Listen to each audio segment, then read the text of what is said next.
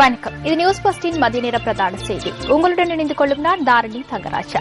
இன்றைய விரிவான செய்திகளுக்கு செல்லும் முன்னர் முதலில் தலைப்புச் செய்திகள். பரிசுத்த பாப்பரசர் நாட்டினை வந்தடைந்தார். பாவனைக்கு உதவாத 77,000 கிலோகிராம் பெரிய வெங்காயம் கண்டுபிடிக்கப்பட்டுள்ளது. சிலியில் பரவி வரும் காட்டுத்தீயினால் 15 வீடுகள் சேதமடைந்துள்ளன. இனி விரிவான செய்திகள். பரிசுத்த பாப்பரசர் முதலாவது பிரான்சிஸ் திருத்தந்தை இன்று முற்பகல் 9 மணிக்கு கட்டுநாயக்க சர்வதேச விமான நிலையத்தை வந்தடைந்தார். இத்தாலியின் அலிதாலியா விமான சேவைக்கு சொந்தமான விமானத்தில் பாப்பரசர் இன்று இலங்கைக்கு வருகை தந்தார். திருத்தந்தைக்கு விமான நிலையத்தில் அரச மரியாதையுடன் கூடிய மகத்தான வரவேற்பு அளிக்கப்பட்டது.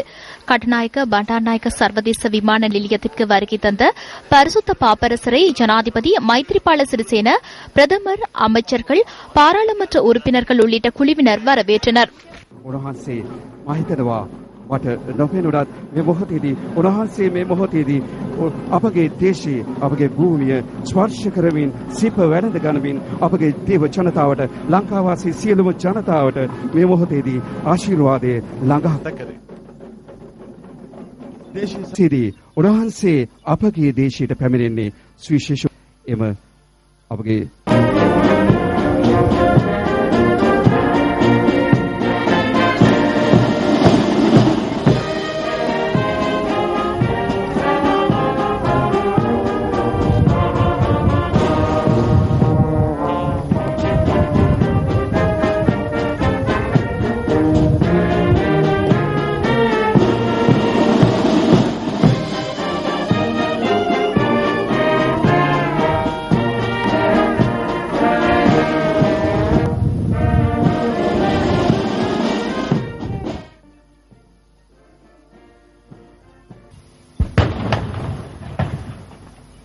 தேசிய கீதம் இசைக்கப்பட்டதை அடுத்து விசேட வரவேற்பு கீதம் இசைக்கப்பட்டு பாப்பரசர் மிக பக்தியுடன் வரவேற்கப்பட்டார்.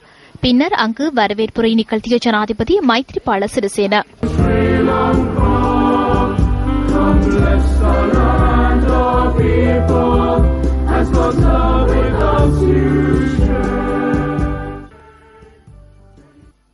We are people who believe in religious tolerance and அனைத்து சமயங்களும் பொறுமை மற்றும் நல்லிணக்கத்தை நம்புவதைப் போன்று பல நூற்றாண்டு காலமாக எமது சமயத்துடன் ஒன்றிணைந்து காணப்படுகிறது.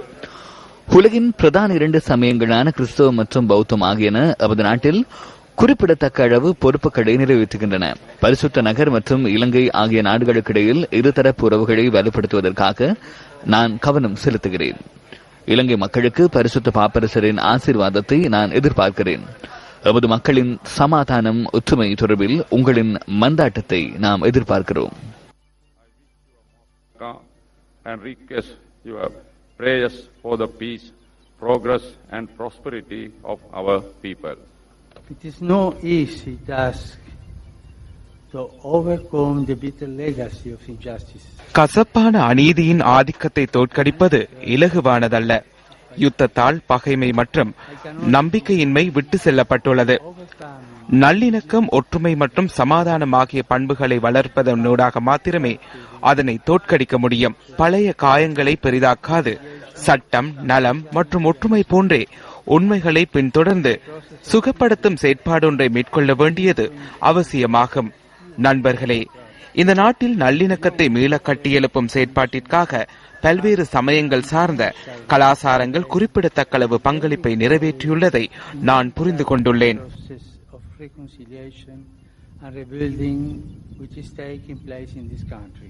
பரிசுத்த பாப்பரசர் நாட்டு மக்களுக்கு உரை நிகழ்த்தியதன் பின்னர் ஆயர்கள் உள்ளிட்ட ஏனையோருக்கு ஆசீர்வாதம் வழங்கினார்.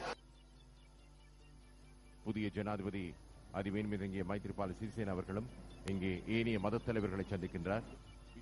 தனது இந்த விஜயத்தினை உறுதி செய்யும் வகையில் சர்வதேச விமான நிலையத்தில் உள்ள விசேட பிரமுகர்களின் நினைவேட்டில் திருத்தந்தை கையொப்பமிட்டார்.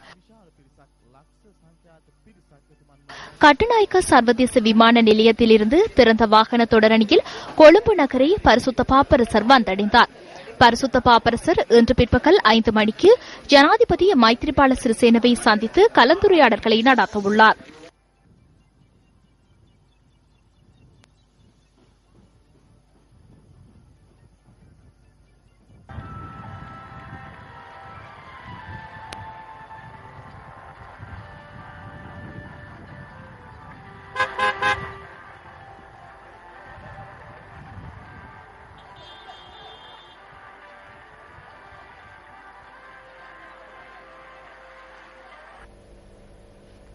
பரிசுத்த பாப்பரசரின் வருகை தொடர்பில் வத்தளையில் இருக்கும் எமது அலுவலக செய்தியாளர் ஜெஃப்ரி ஜெபதர்ஷனுடன் நாம் தொடர்பினை ஏற்படுத்துகின்றோம். வணக்கம் ஜெஃப்ரி. வணக்கம் தாரணி. நேர்கள் அனைவருக்கும் அன்பான மாலை வணக்கங்களை தெரிவித்துக் கொள்கின்றோம். இன்று அனைவரும் அவளோடு எதிர்பார்த்திருந்த அந்த நாள் இன்றைய தினம் நாங்கள் ஏற்கனவே குறிப்பிட்டது போல மலர்ந்திருக்கிறது. இன்று காலை உங்களுக்கு தெரியும் 9 மணிக்கு கட்டுநாயக்க சர்வதேச விமான நிலையத்துக்கு வருகை தந்த பரிசுத்த பாப்பரசர் பிரான்சிஸ், முதலாவது பிரான்சிஸ், இலங்கை ஜனநாயக சோசியலிச குடியரசின் ஜனாதிபதி மைத்ரிபால சிறிசேன அவர்களால் உத்தியோகபூர்வமாக வரவேற்றார். அதற்கு பிறகு நீர்கொழும்பு வீதியூடாக திறந்த ரதபவனியூடாக புனித பாப்பரசர் கொழும்புக்கு அழைத்து செல்லப்படுகின்றார்.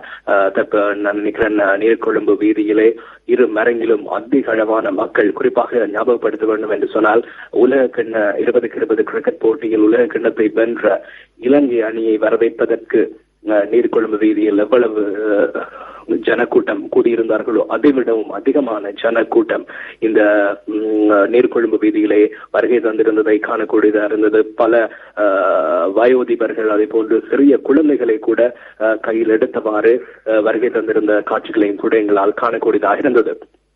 எனவே காலை 11:25 அளவிலே வத்தளையை அவர் கடந்து சென்றிருந்தார். அதிக அளவான மக்கள் அவரை தரிசிக்கக்கூடிய வகையிலே அமைக்கப்பட்டிருந்தது ஏற்பாடுகள். அதைத் தொடர்ந்து பல நிகழ்வுகள் இன்றைய தினம் இடம்பெற இருக்கிறது. குறிப்பாக அதிபதி ஜனாதிபதியுடனான சந்திப்பு இன்று மாலை இடம்பெற இருக்கிறது. அதே போன்று தபால் முத்திரை ஒன்றும் வெளியிடப்பட இருப்பதாகவும் நமக்கு தகவல் கிடைத்திருக்கிறது.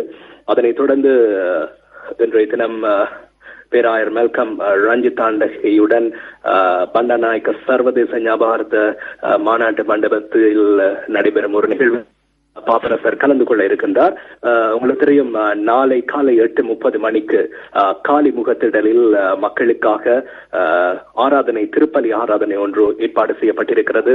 எனவே மக்களை இன்று மாலை 6 மணி முதல் நாளை காலை 6 மணிக்கு இடைப்பட்ட நேரத்தில் காலி முகத்திடலுக்கு வருமாறு அழைப்பு விடுக்கப்பட்டிருக்கிறார்கள். எனவே ஆயிரக்கணக்கான லட்சக்கணக்கான மக்கள் காலி முகத்திடலில் இன்று மாலை தொடக்கம் கூடுவார்கள் என்று எதிர்பார்க்கப்படுகிறது.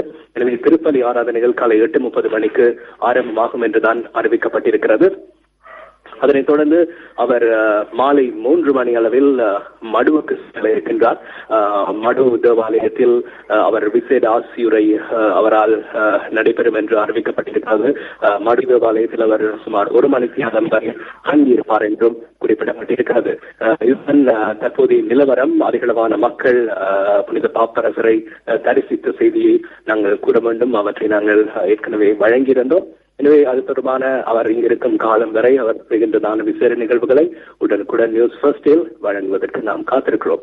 நியூஸ் ஃபர்ஸ்ட் செய்திகளுக்காக வத்தளையிலிருந்து ஜெஃப்ரி ஜெபதர்ஷன். நன்றி ஜெஃப்ரி, பாப்பரசர் வருகை தொடர்பான தகவல்களை வழங்கியமைக்காக. பாப்பரசரின் வருகைக்காக வரலாற்று சிறப்புமிக்க மன்னார் மட திருத்தலத்தில் அனைத்து ஏற்பாடுகளும் பூர்த்தி செய்யப்பட்டுள்ளன.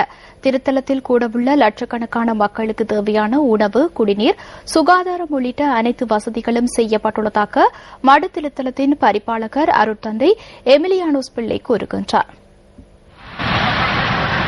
மருதமடு திருப்பதிக்கு நம்முடைய பரிசுத்த தந்தை நாளை மாலை 3:15 மணிக்கு வானூர்தி மூலமாக அவர் மடு திருத்தலத்துக்கு வந்து இறங்குவார். அவர் 1.5 மணித்தியாலம் தங்குவதாக எங்களுக்கு வழிபாடுகள் செய்யப்பட்டுள்ளன. இந்த வழிபாட்டில் அவர் பங்கெடுத்து மக்களை ஆசீர்வதிப்பார். அவர் மக்கள் அனைவரையும் சந்திப்பதற்காக பவனியாக வந்து அவர்களை ஆசீர்வதித்து அவர்களுக்காக 1/2 மணித்தியால ஜெப வழிபாடில் ஈடுபடுவார். இவருடைய வருகைக்காக பல மாதங்களாக நாங்கள் ஆயத்தங்களை செய்து இப்போது இறுதியான கட்டத்திலே இந்த இறுதி வேலையில செய்கின்றோம். அவருடைய வருகைக்காக வருகின்ற பக்தர்கள் அனைவருக்குரிய ஆயத்தங்களும் செய்யப்பட்டுள்ளன. குடி தண்ணீர், குளிப்பதற்கான தண்ணீர், மலசல வசதிகள், உணவு வசதிகள் மற்றும் மருத்துவ வசதிகள் அனைத்தும் செய்யப்பட்டு ஆயத்தமாக இருக்கின்றது.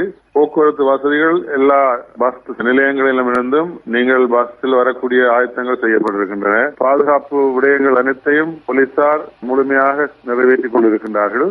மக்கள் நாளைய தினம் காலை 6 மணியிலிருந்து பின்னேரம் 2 மணி வரை பரிசோதனை செய்யப்பட்டு உள்ளே அழைத்து விடுவார்கள். அவர்கள் அதற்கு பின் இங்கே வர முடியாது. ஏற்கனவே கிட்டத்தட்ட ஒரு 25,000 பேர் வந்துவிட்டார்கள் என்று நாங்கள் எதிர்பார்க்கிறோம். இன்னும் கூட நாட்களை மடுத்திருத்தலுக்கு அப்பரசரி சர்டிபிகேட் வருகின்ற மக்கள் 4 வழிகள் வழியாக மடுத்திருத்தலுக்கு வர முடியும். மடு ரோட் பகுதியால் வந்து மடுவுக்கு வருகின்ற பாதை, 2 பருப்பு கிடந்தான் வழியாக மடுவுக்கு வருகின்ற பாதை, பாலம்பட்டி வழியாக மடுவுக்கு வந்து சேர்கின்ற பாதை, தம்பனை பண்டிரிச்சான் பகுதியாலிருந்து வருகின்ற பாதை. இந்த 4 பாதைகளும் திறந்து வைக்கப்பட்டிருக்கின்றது. 4 பகுதிகளிலேயும் சோதனை சாவடிகள் இருக்கின்றன.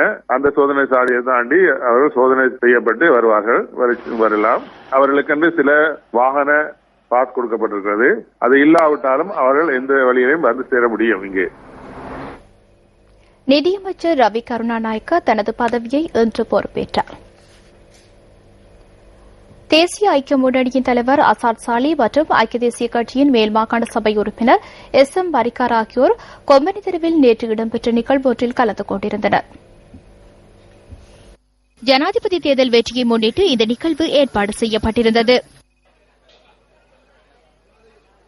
මැදකොළඹ ජනතාවගේ ගෙවල් දොරවල් චීන්නුන්ට දෙන්න බලහත්කාරයෙන් බල්ල බලල්ලු ගන්න. மத்திய கொழும்பில் இருந்தவர்களை வீட்டை விட்டு விரட்டினர். சீனர்களுக்கு இந்த இடத்தினை வழங்க திட்டமிட்டனர். இதனை எதிர்த்து கேட்க சென்றவர்களை ராணுவத்தினர் பயன்படுத்தி விரட்டி அடித்தனர். தமது பாரம்பரிய காணிகளுக்கு வழங்க வேண்டிய பெறுமதியை வழங்காது சொந்த இடங்களை விட்டு வெளியேற்றி இவர்களை பழிவாங்கினார்கள். நாங்கள் பொருட்களின் விலை குறைப்பதாக சொல்லி இருக்கின்றோம். நாங்கள் நல்லாட்சியை கொண்டு வந்திருக்கின்றோம். நீதியை நிலைநாட்டுவோம். இந்த தேர்தல் துப்பாக்கி குண்டர்கள் பலத்தை விட மக்கள் பலம் பெரியது என நிரூபித்துள்ளது. අපි බලයට මැර බලයට චණ්ඩි බලයට විරුද්ධව ජනතා බලය ලොකුයි කියන එක. එතුමාට දැන් ආයිත් අර කෑදරකම තියෙනවා පාර්ලිමේන්තුවට එන්න. මේ රටේ කිසිම ජනාධිපතිවරයෙක් ඒ අවුරුදු 2 பேராசையில் பார்லமெண்டத்துக்கு மீண்டும் பிரவேசிப்பதற்கு முயற்சிக்கின்றனர். இந்த நாட்டில் ஆட்சியில் இருந்த ஜனாதிபதிகள் தமது பதவிக்காலம் நிறைவடைந்தது பின்னர் வீட்டிற்கு சென்று நிம்மதியாக ஓய்வு பெற்றனர். ஓய்வு பெற்று நிம்மதியாக இருந்தனர். இவருக்கு பேராசை உள்ளமையினால் பாராளுமன்றத்துக்கு மீண்டும் பெற முயற்சிக்கின்றார். இதனால் மாலினி மற்றும் கமலா அக்கமாரை பதவி விலகுமாறு கோரியுள்ளார். இதுதான் இவருடைய தற்போதைய நிலை. மஹிந்த ராஜபக்சவை ஆதரித்து 55 பேர் தற்பொழுது எம்முடன் இணைந்துள்ளனர். இன்னும் 3 வாரங்களில் அனைவரும் எம்முடன் இணைந்து கொள்வார்கள் என நான் உங்களிடம் சொல்லிக்கொள்ள விரும்புகின்றேன். තව සුමාන 3ක් වෙනකොට ඒ සියලු දේම මෛත්‍රීගේ පාලනය යටතේ එනවා කියන එක අපි තමුන්නාසලා කියනවා. ஐக்கிய மக்கள் சுதந்திர கூட்டமைப்பின் பிரதிநிதிகள் சிலர் நேற்று ஊடகவியலாளர் சந்திப்பு ஒன்றை ஏற்பாடு செய்திருந்தனர். ශ්‍රී ලංකා නිදහස් පක්ෂ ව්‍යවස්ථාවේ 12 වෙනි වගන්තියේ සභාපති කියන ஸ்ரீலங்கா சுதந்திர கட்சியின் தலைவர் பதவியை பெற்றுக் கொள்வதற்கு ஸ்ரீலங்கா சுதந்திர கட்சியின் யாப்பின் 12வது சரத்தின் பிரகாரம் ஸ்ரீலங்கா சுதந்திர கட்சியை பிரதிநிதித்துவப்படுத்தியோ அல்லது ஸ்ரீலங்கா சுதந்திர கட்சியை சார்ந்த கூட்டமைப்பின் அரசியல் கட்சி ஒன்றை பிரதிநிதித்துவப்படுத்தியோ அல்லது ஸ்ரீலங்கா சுதந்திர கட்சியின் உறுப்புரிமை வேட்பாளராகவோ ஜனாதிபதி தேர்தலில் போட்டியிட்டிருக்க வேண்டும். ஸ்ரீலங்கா சுதந்திர கட்சியை சார்ந்த கூட்டமைப்பை பிரதிநிதித்துவப்படுத்தி போட்டியிட்டு ஜனாதிபதியாக தெரிவாக இருக்க வேண்டும். ஐக்கிய தேசிய கட்சியை பிரதிநிதித்துவப்படுத்தி ஜனாதிபதி தேர்தலில் போட்டியிட்டு வெற்றி பெற்றிருக்கும் பட்சத்தில் அவருக்கு ஸ்ரீலங்கா சுதந்திர கட்சியின் தலைவர் பதவியை வழங்க முடியுமா? ශ්‍රී ලංකා නිදහස් පක්ෂයේ සභාපතිකම ගන්න බෑ. මැතිවරණයකින් පසු බලය සාමකාමී ලෙස தேர்தலின் பின்னர் அதிகாரத்தை அமைதியான முறையில் உரிய வகையில் வெற்றியாளர்களுக்கு வழங்கப்பட்டுள்ளது. முன்னுதாரணமாக விதத்தில் இந்த விடயம் முன்னெடுக்கப்பட்டுள்ளது என நான் நினைக்கின்றேன். அதிகாரத்தை வழங்காதிருக்க பல்வேறு சூழ்ச்சிகள் மேற்கொள்ளப்பட்டதாக உண்மைக்கு புறம்பான பல செய்திகள் வெளியாகியுள்ளன. அவை அடிப்படையற்றவை.